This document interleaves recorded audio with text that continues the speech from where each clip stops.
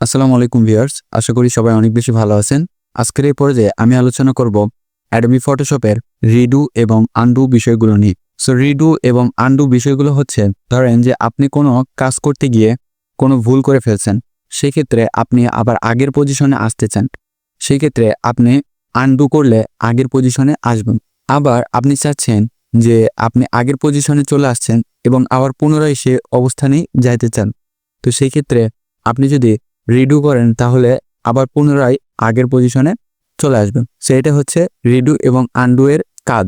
So আমি যদি practically আপনাদেরকে বোঝাই, এই জন্য আমি এখানে একটা লেয়ার নিলাম। লেয়ার নিয়ে এখান থেকে সিলেকশন টুল নিয়ে আমি এখানে সিলেকশন করলাম।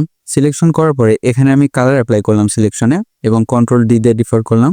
এরপরে মুভ টুলটা সিলেক্ট করার পরে আমি অল্টার প্রেস করে এটা জাস্ট কপি করে আমি এখানে কিছু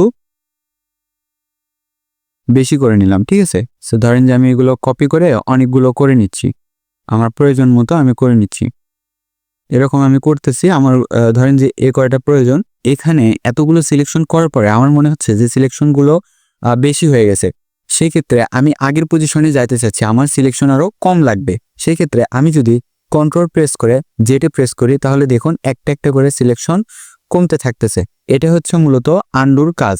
আবার যদি মনে করি যে না, আমার সিলেকশনগুলো লাগবে, আমি আবার আগের পজিশনে যাইতে চাচ্ছি, সেই ক্ষেত্রে control shift plus Z press করলে দেখুন আবার সেগুলো চলে আসতেছে, আমি যে কয়টা তৈরি করেছিলাম সে পর্যন্ত চলে আসছে। সো এটা মূলত রিডু এবং আনডুর কাজ। আপনি এই রিডু এবং আনডু আমি এই সিলেকশন পদ্ধতিতে দেখালাম, আপনারা আপনাদের যে কোনো ডকুমেন্টে কাজ করার সময় এটা অ্যাপ্লাই করতে পারেন। আশা করি এই ভিডিওর মাধ্যমে রিডু এবং আনডু এই বিষয়গুলো সম্পর্কে খুব ভালোভাবে জানতে পেরেছেন। যদি এই বিষয়গুলো বুঝতে অসুবিধা হয় তাহলে ভিডিওটি আরেকবার দেখে নেবেন। সো সবাই ভালো থাকবেন, সুস্থ থাকবেন। আল্লাহ হাফেজ, আসসালামু আলাইকুম।